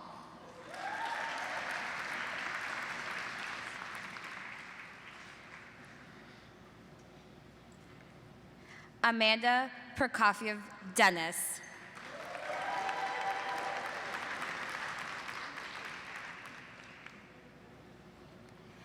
Amy Nicole Dickinson.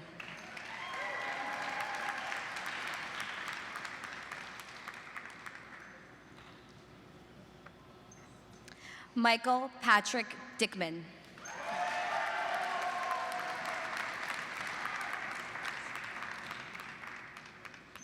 William Michael DiFrancesco.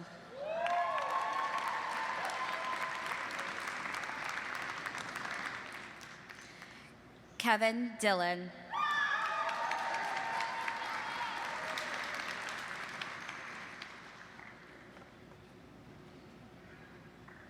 Amanda L. Dolan.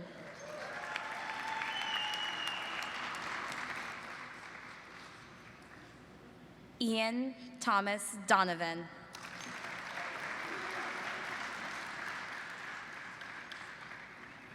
Hannah Mary Esch Gates.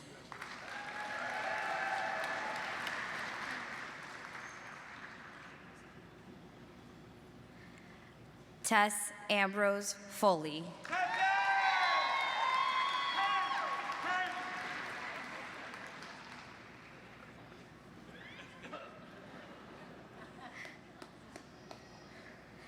Nicholas Eugene Forgione.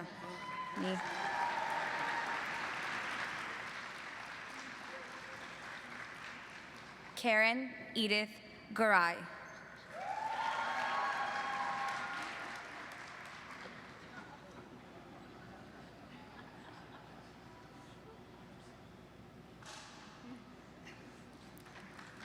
Roberto M. Garcia.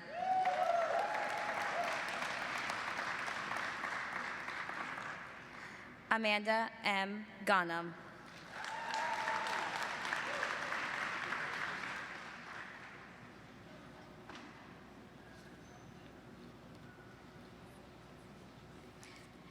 Emily Catherine Gildersleeve.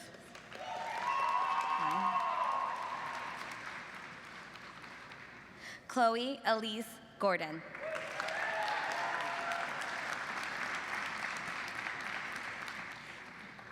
Amy Rose Grenier.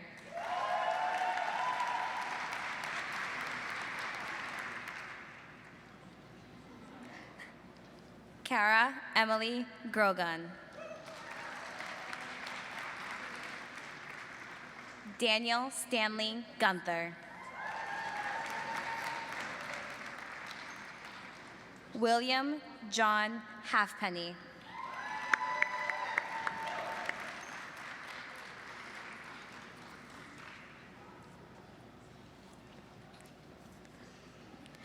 Drew Hart.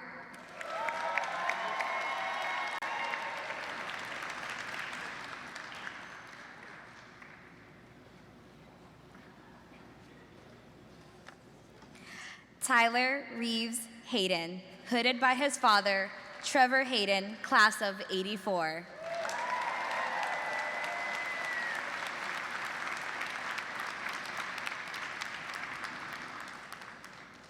Christopher P. Hayes.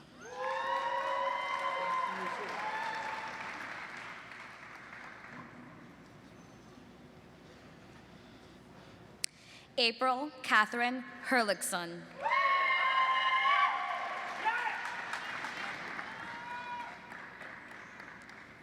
Jonathan B. Herrick.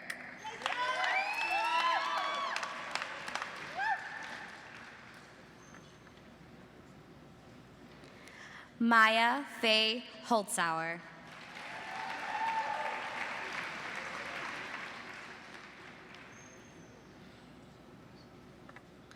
L'Oreal Melissa Howe.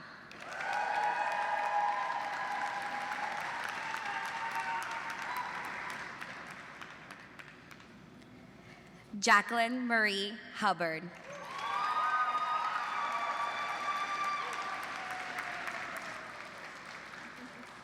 Charles Russell Hunsinger.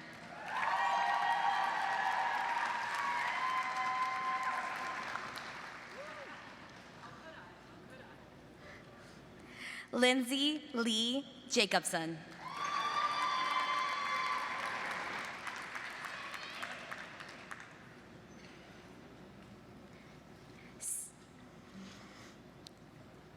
Xiong Shuang Jiong.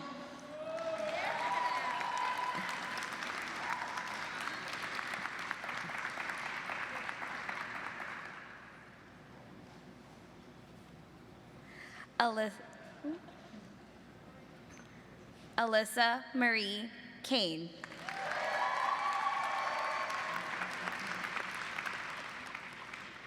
Megan Elise Kennedy, accompanied by her service dog, Raz.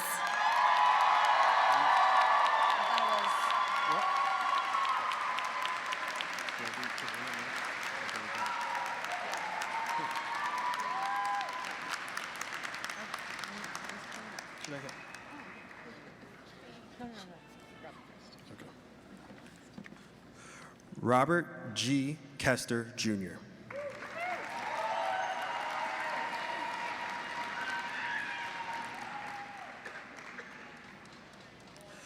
Lauren C. Kilmister.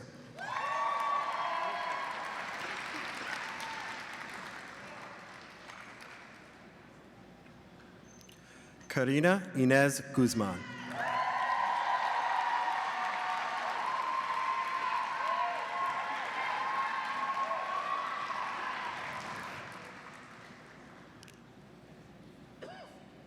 Stephanie Christine Knight.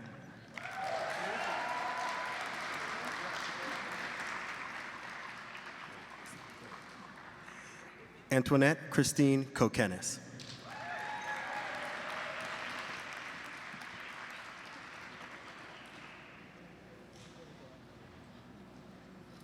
Iris E. Leal.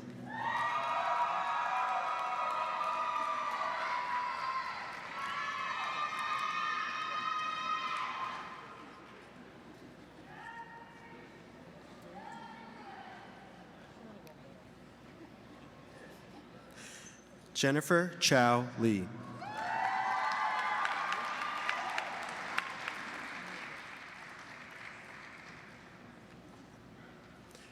Misha Leister.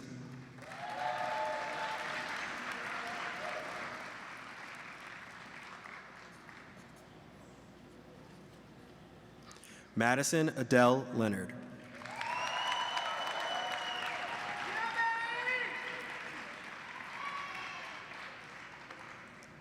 Noah Abraham Erickson Lerner.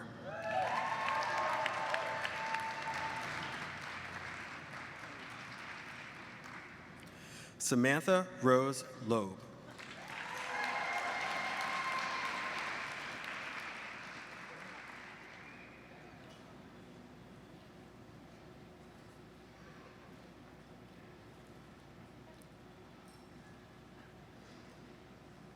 Victoria J. Lucas.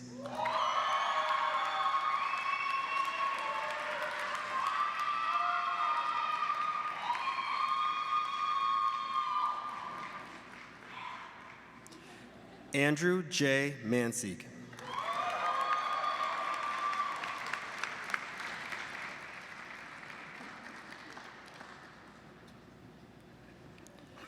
Catherine Alexandra Maransky.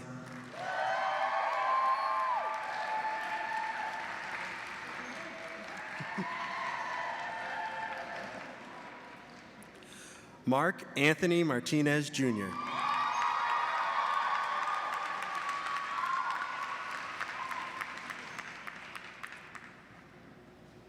Matthew Stanley McDonald, also awarded the degree of Master of Business Administration on May 4th, 2018. Joy Alessandra McCarran.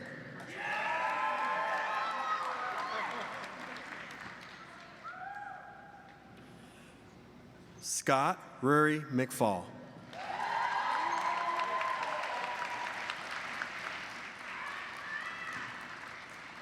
Roger Joseph McLaughlin III.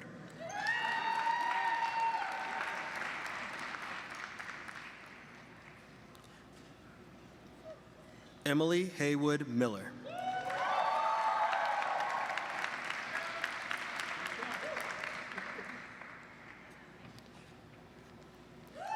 Amy Moranci.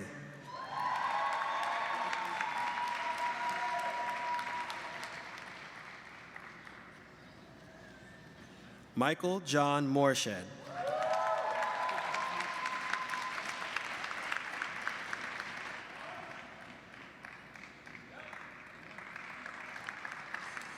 Jonathan F. Mosier.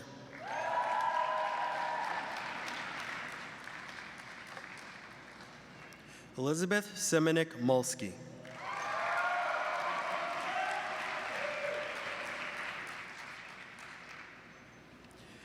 Jacqueline R. Munson.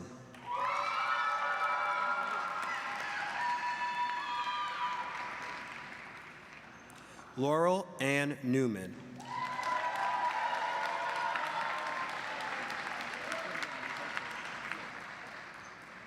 Stephen J. Noe.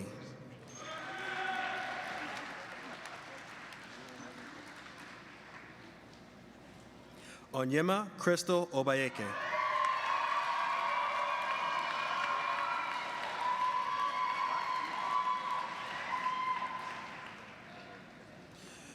Christine M. O'Brien.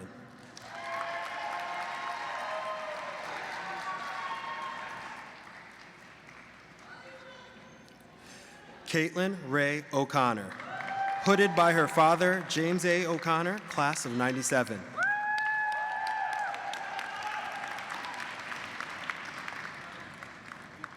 Sharon Passoff.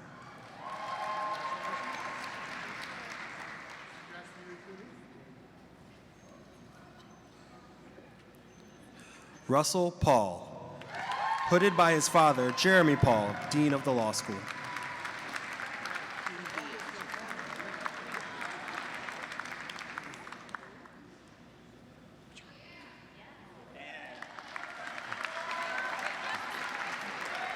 Bianca Marie Pavia.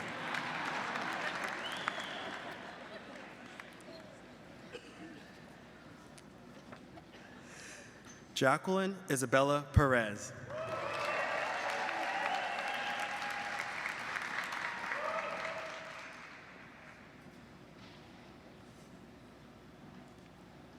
Carly A. Perkins, hooded by her sister, Caitlin Perkins, class of 2016.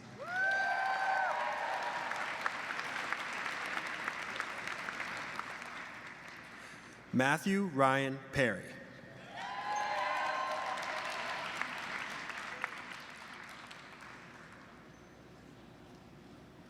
Karen Fung.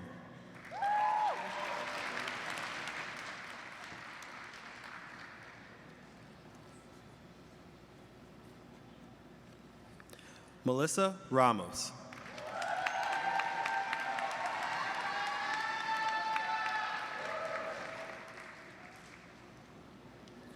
Jen Samantha Dumalanta Razai.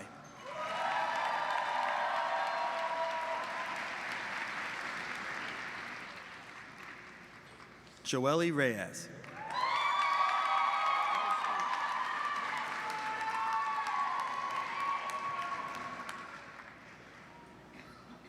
Luciana Rivera.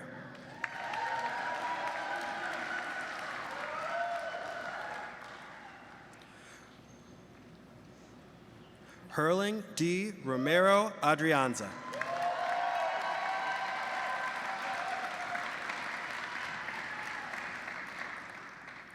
Caitlin Joyce Ronan.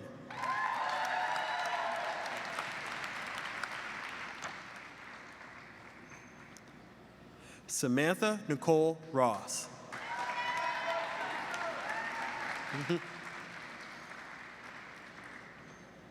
Phoebe A. Roth.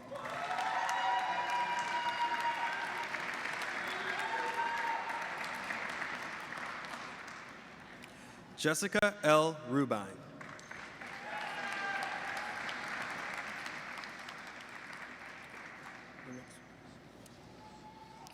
Joseph Oppenheim Silas.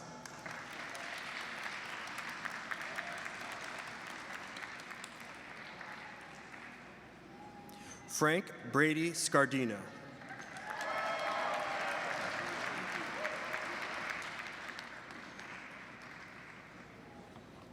Sarah Marlin Schulte.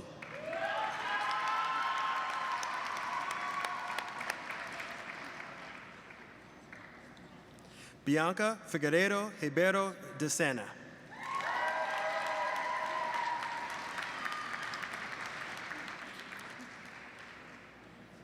Kelly Ware Sebron.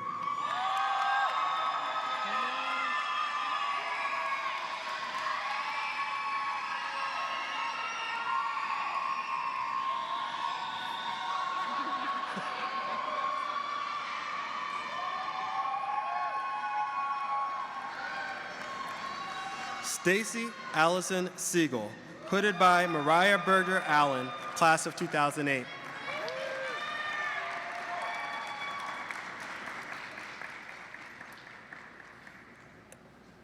Emma Rose Sipperly.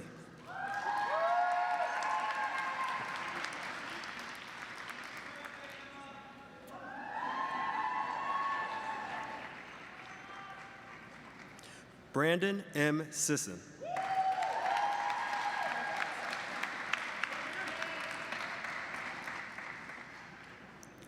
Mary Slattery.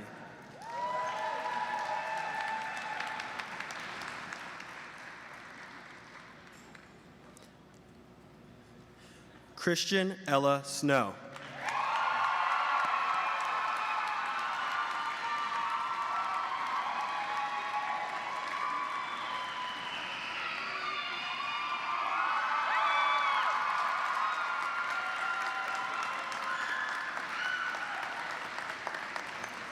Catherine Windsor Sewell.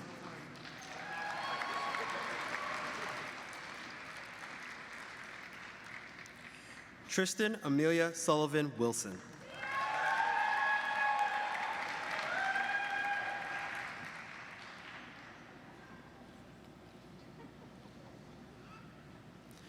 Stephanie Matos Tabashnik.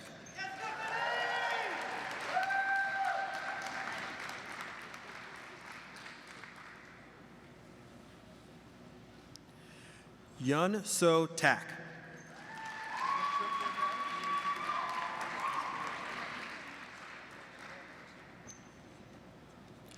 Alexandra M. Tarzakan.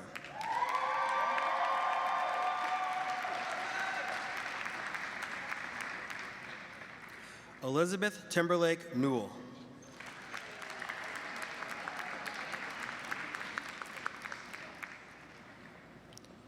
Ralph Bernard Toy III.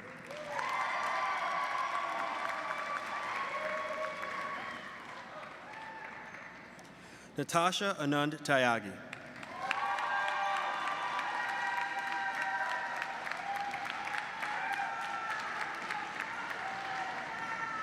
Ali J. Walenziak.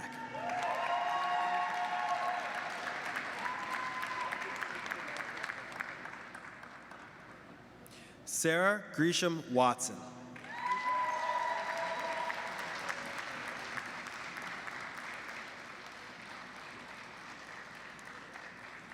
Jessica L. Weldon.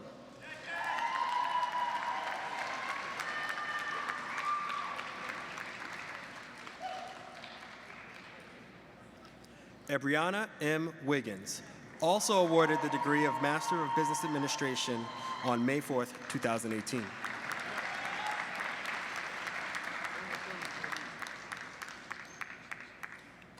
Joseph Vincent Wines.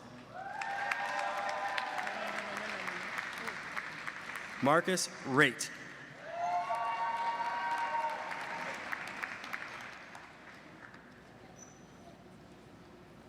Jack C. Zachary.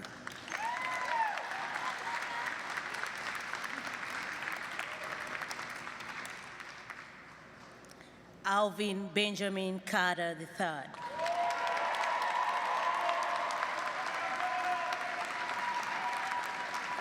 Masters of Laws.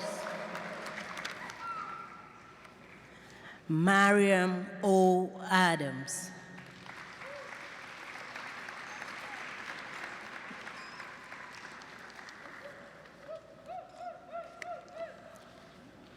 Anita Aqua.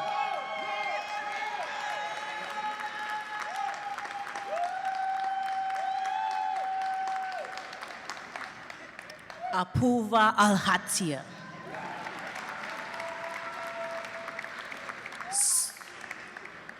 Sumiha Ali Bagazi.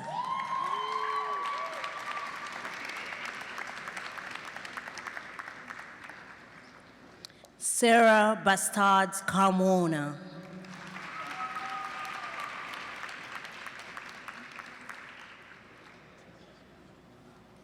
Shada Shangan.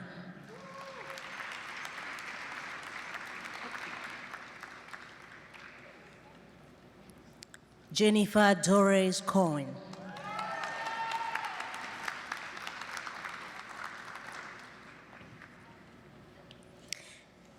Jatandra Dash.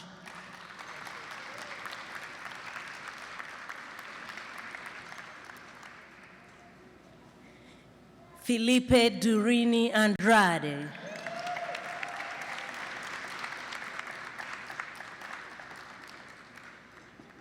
Rafael B.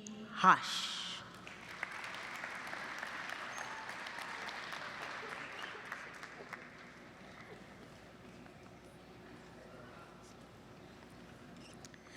Gabriel Lee K. Jabor.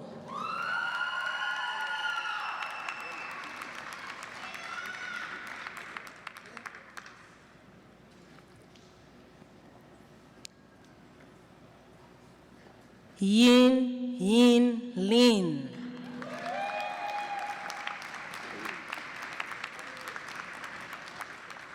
Lin Yuchi.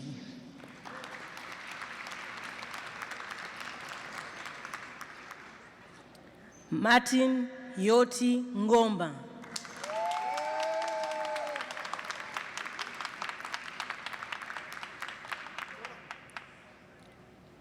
Claudia Mache Paez.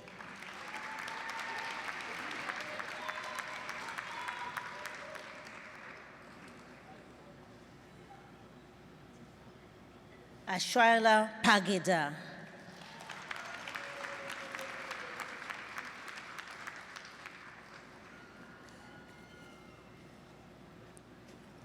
Dori Mohammed Ramadan.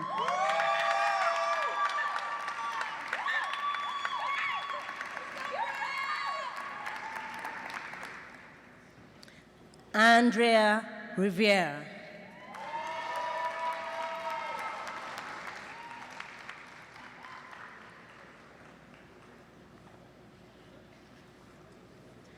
Camelia Sari.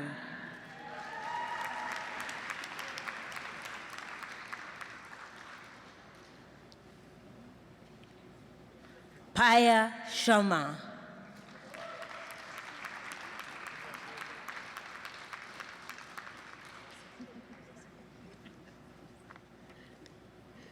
Ja Chang Shon.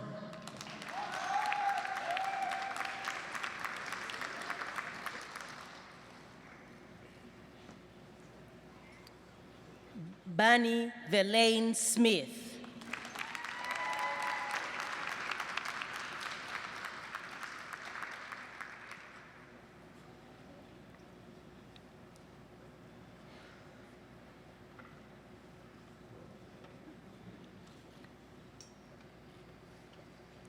Your Lordship, Justice Dorinda Smith Arthur.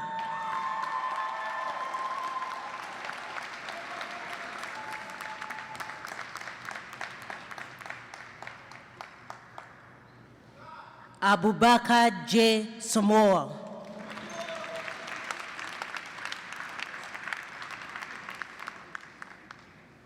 Where are the other cards? Karen Danielle Tileo Roberts. Karen Danielle Tileo Roberts. Aditi Toma.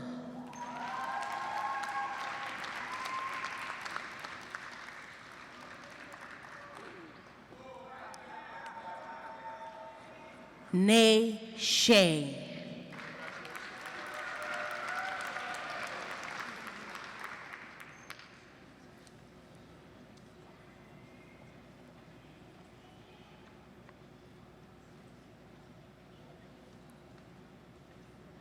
Shin Yin Yen.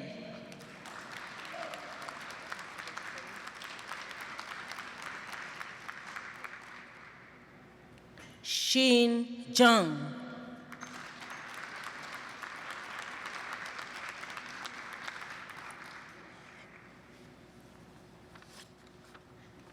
Yolene Ju.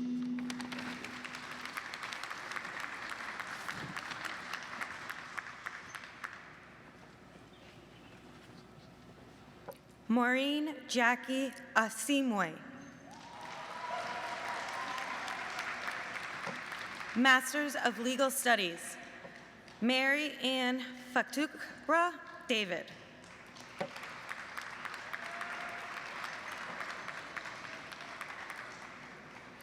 Christy Maya Froman.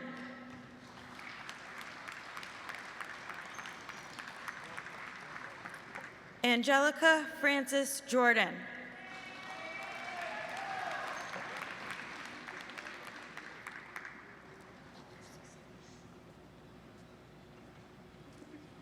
Angela Lee.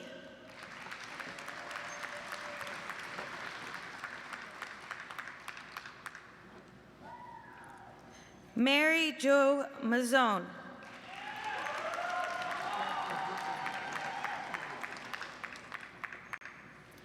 Tiffany Louise Wynn.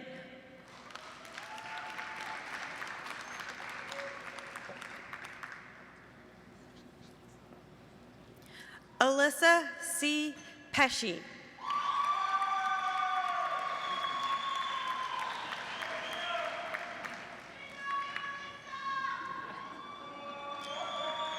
Nicole Mastrangelo.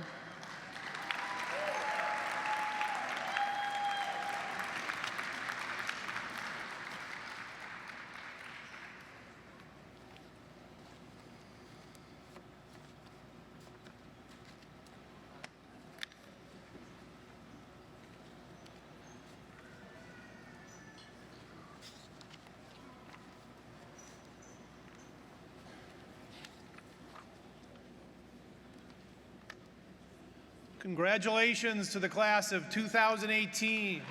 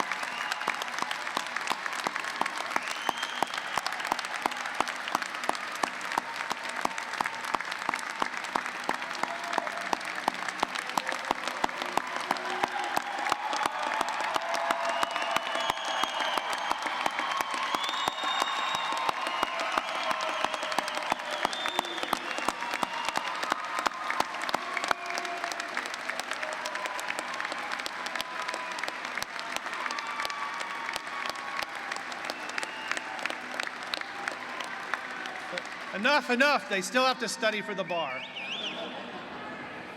I'd like to ask Dean Paul to join me. As many of you know, Dean Paul is returning to his position on the faculty following this year. He is currently the longest serving dean at Northeastern University, and I wanted to take a few minutes to celebrate the accomplishments during his term as dean of the School of Law. He joined Northeastern University School of Law at a very interesting point in time in legal practice and legal education. The results of the Great Recession were a complete restructuring of the legal industry with very few public service jobs left in the world, and the entire retainer associate structure of large law firms being completely re-engineered. So it was a tough gig. But during the period that Dean Paul has led the law school, it's really done well in many ways. The quality of the students has not been compromised a bit. That is not true at a lot of other law schools, I can tell you from talking to other provosts. The quality of the faculty hired, while it hasn't been huge in numbers, has been really high in quality. And the result is now coming out of the recession as class sizes in law schools are returning to normal. There are jobs out there for many of you now. We're finding ourselves in a better competitive position than when we entered the Great Recession. In fact, last year, the first-time takers of the Massachusetts bar, we wound up with the second highest pass rate in the Boston area, and that's a tough competition. So.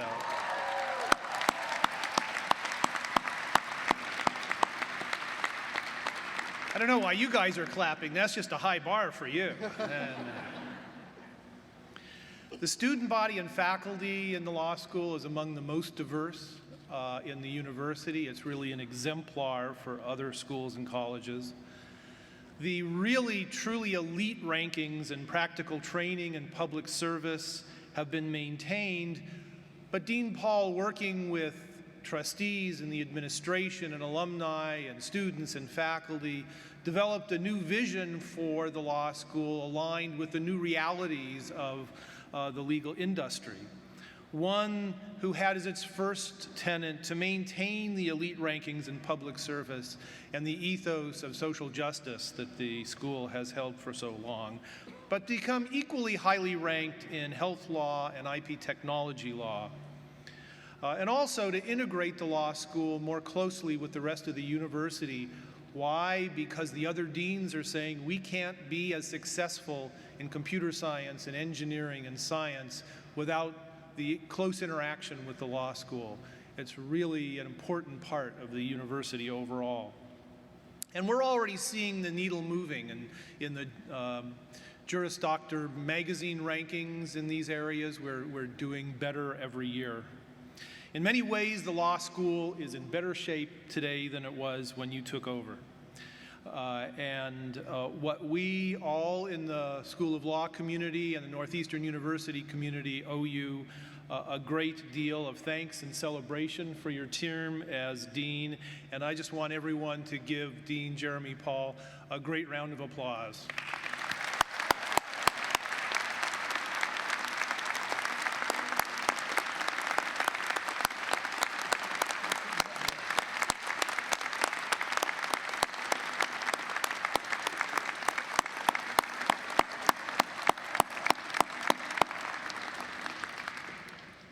And now to all of you, you have a unique legal education rooted in social justice and public service. And it's an ethos. It's not just one of three spires of excellence we have here, because it's as important in IP technology and health law as it is for those specializing in public service. It's really what separates you from graduates of some other law schools. What we have today is a new day that I'm predicting will have the opposite impact of what the recession did. As the pendulum swings back from the current swamp we have in Washington, I'm betting that lawyers with the level of ethical training and a sensibility for social justice are going to be in high demand. I think you're all well placed. I think we're well placed as we move forward from this point. Some say it's better to be lucky than good. I think it's better to be both. You're all very good because of the hard work you've done and the education that you've received here. You're lucky because it's not 2012. So now, as you move on to the next stage of your lives, I would like to remind you that while you're getting your diplomas and graduating, you're not leaving Northeastern University. You will always be part of the Husky family. Development will find you so fast after you graduate. We're going to be very proud of you as alumni as we see what you achieve as you move forward. But at this point, I charge you, as you continue your careers, to not lose that sense of social justice and public service. You will be tempted by money and opportunities for advancement. You will be ordered to do things you don't believe are right by people more senior to you that did not go to Northeastern University Law School. But your charge is to remain true to your compass and to help us build a stronger democracy through your great works. So again, let me congratulate you all and thank you, class of 2018.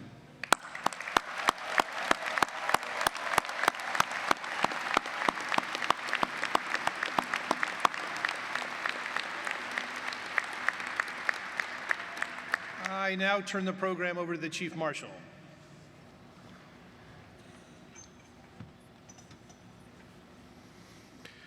Will the audience please remain in their seats until the faculty and the graduates have recessed?